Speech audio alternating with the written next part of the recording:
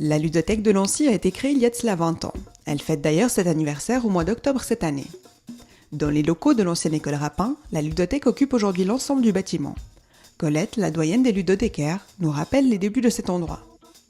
L'étage inférieur, c'était la crèche qui avait une annexe. Elle avait les deux groupes les plus grands de la crèche parce qu'ils étaient trop à l'étroit à Chantejoie. Et puis en haut, il y avait les Samaritains et nous.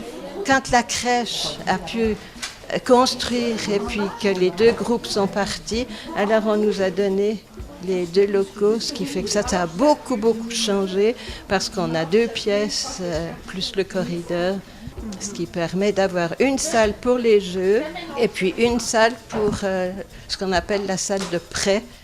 Nous étions au préalable une dizaine de bénévoles et nous n'étions que des bénévoles. Nous avons la chance depuis le début de l'année d'avoir avec nous une titulaire maintenant, une personne qui est là à temps complet et qui travaille pour nous. Donc ça a allégé aussi le travail des bénévoles. Nous sommes un peu moins sollicités à présent. La ludothèque est le royaume des jouets où enfants et parents peuvent trouver leur bonheur.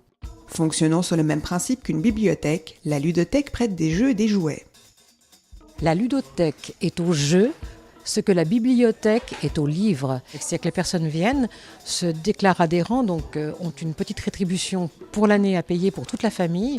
Puis ensuite, elles prennent 2, 3 jeux, enfin selon le nombre de personnes figurant dans la famille, étant dans la famille. Elles empruntent les jeux pour 1 mois, exactement comme dans une bibliothèque. Et au bout d'1 mois, elles rendent les jeux et elles reprennent d'autres jeux autant qu'elles en veulent. Alors on est là pour expliquer aux parents, pour faire les inscriptions, pour présenter des jeux quand les parents nous demandent. Et puis quand les parents rendent les jeux, on est très sévère parce qu'on recompte toutes les pièces des jeux pour être sûr que les jeux soient complets. En plus du prêt, la ludothèque propose d'autres activités. Nous avons la salle de jeu qui permet aux enfants de jouer de 3h30 jusqu'à 18h30, mais accompagnés des parents. Nous ne sommes pas une garderie, on précise bien. Et puis, en outre, nous organisons aussi des fêtes pour les anniversaires, c'est-à-dire que nous avons gardé ça pour le samedi après-midi en général. Donc, les parents s'inscrivent au préalable et, moyennant la somme de 60 francs, ont la salle de jeu à disposition, le corridor, on leur installe également les tables, etc. Et puis c'est eux qui ramènent le goûter. On les aide également pour animer, c'est-à-dire que nous avons toujours 2 ludothécaires à disposition lors des anniversaires. Nous avons demandé aux enfants ce qu'ils pensent de ce temple du jeu.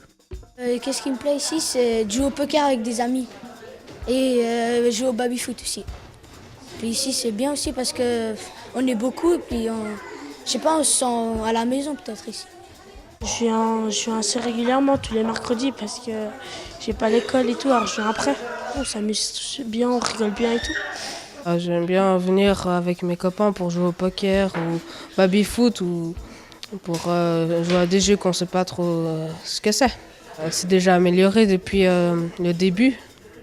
Avant, il y avait des moins bonnes consoles et tout ça, des meilleurs jeux et tout. On devra ajouter la PS3 ici. Mais au fond, quels sont réellement les avantages d'une ludothèque ? Si on réfléchit bien, en tant que parent, vous allez investir 50 francs pour un jeu que vous allez acheter, que vous allez donner à vos enfants et qui durera à peu près 15 minutes, peut-être voire 20, puis ensuite ça sera relégué au fond d'une armoire. Ici, l'avantage, l'enfant vient, emprunte un jeu. S'il lui plaît, rien n'empêche le père ou la mère d'acheter ensuite le jeu en question. Sinon, il revient, il peut changer de jeu. Donc il y a un avantage aussi sur le plan financier et puis sur le plan... vous voyez le nombre de jeux qui est disponible. On s'appelle la ludothèque des 1001 jeux. C'est pas pour rien. Donc ça permet aussi aux enfants de pouvoir vraiment choisir ce qui leur plaît. Et nous avons les jeux de plein air également. Donc vraiment, c'est très facile. Je crois que le but, c'est ça, c'est d'offrir le maximum de jeux possibles aux enfants de façon à éveiller le plus grand intérêt. Au lieu de rester statique devant une télévision, eh bien, de partager aussi avec leurs parents ou avec leurs frères et sœurs, apprendre la convivialité, apprendre le fair play, apprendre à perdre également.